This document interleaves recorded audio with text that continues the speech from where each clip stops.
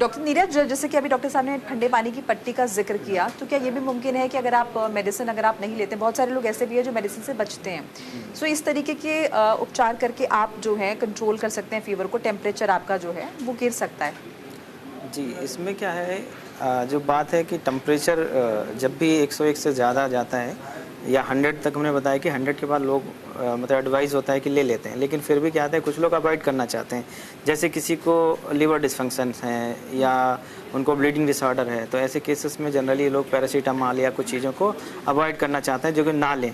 तो ये बहुत अच्छा है कि पहले से कि जो आप पट्टी करके भी उसको कम कर सकते हैं, आप पूरी बॉडी पट्टी लेकिन करने। अगर मौसम ठंड का है तो क्या उस टाइम पे भी हम ये ठंडी पट्टियां जी, रखेंगे? बिल्कुल कर ऐसा सकते तो हैं नहीं कि उस वक्त हमें उल्टा रिएक्शन देखने को मिले? नहीं, ऐसा नहीं होता। एक्चुअली क्या होता है, जब हमारी बॉडी का टेम्परेचर ज़्यादा होता है तो उसको नॉर्मल करने के लिए अगर ठंडा, पहली बात तो खुला छोड़ देना चाहिए बॉडी को।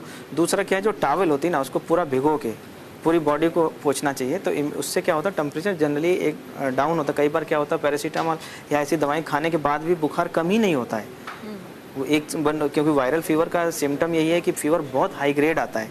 शुरुआत स्टेज में आप उसको जब ट्रीट करते हैं तो वो रुक जाता है या उसको उसी पर मेंटेन हो जाएगा, लेकिन जब ज़्यादा होता है तो ऐसे में पट्टी कर सकते हैं। दूसरा कि जो आपने कहा कि बहुत ज़्यादा ठंडी है, उसके बाद में हम कर सकते हैं या नहीं, तो ठंडियों में भी कर सकते हैं। जब उसका टेम्परेचर मतलब नॉर्मल हो जाए या डाउन हो जाए तो उसके बाद में फिर से वो अपना कपड़े पहन के, ठंडी का मौसम हो प्लस अगर जुकाम की भी स्थिति हो, क्योंकि जुकाम में नॉर्मली जैसे हम बोलते हैं कि ठंडी चीजें खानी भी नहीं है, सो उस टाइम पे ये बहुत कंफ्यूजिंग स्टेट होता है कि हमें ऐसा करना है या नहीं करना है।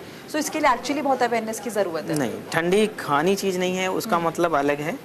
और दूसरा क्या है कि बॉडी के ऊपर टेम्परेचर, देखो पूरी बॉडी टेम्परेचर जब होता है तो वो हीट हमारी बॉडी क्या आता है, वो हीट को डिस्पर्स करती है, जल्दी से उसको ठंडा करने में करती है। जो ठंडी चीज़ें खाने का मतलब वो होता है कि वो चीज़ें जो हमारे गले को जल्दी से ख़राब करती हैं। जैसे कि फ्रिज से निकला हुआ, आपको कभी कफ कोल्ड ज़्यादा हो, अभी उस समय आप जैसे कभी केला खाएं तो देखिए गला आपको इरिटेशन लगेगा ठंडी, और ऐसे फ्रिज से कोई आइसक्रीम खा लिया, निकली हुई चीज़ें खा लिया, तो वो क्या करती हैं, वो इरिटेट करती हैं, वो गले को ठंडा कर सकती हैं। लेकिन जो ये ठंडा बॉडी में अगर कोल्ड स्पॉन्जिंग करनी है तो वो उस चीज़ को इतना इम्पैक्ट नहीं करेगा।